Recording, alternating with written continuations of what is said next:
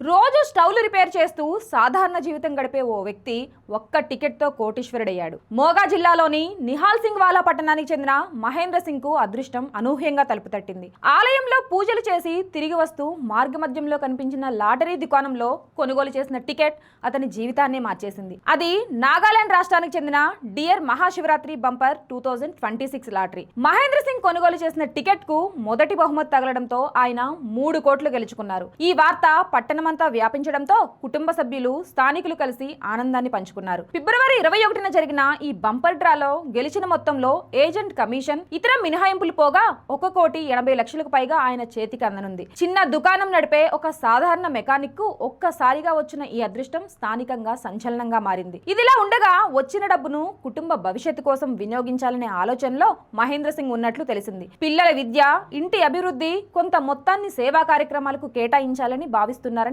ఆయన స్నేహితులు తెలిపారు. సాధారణ జీవితం నుంచి ఒక్కసారిగా ఆర్థిక భద్రత దిశగా అడుగుపెట్టిన ఈ ఘటన స్థానికులకు ప్రేరణగా నిలిచింది.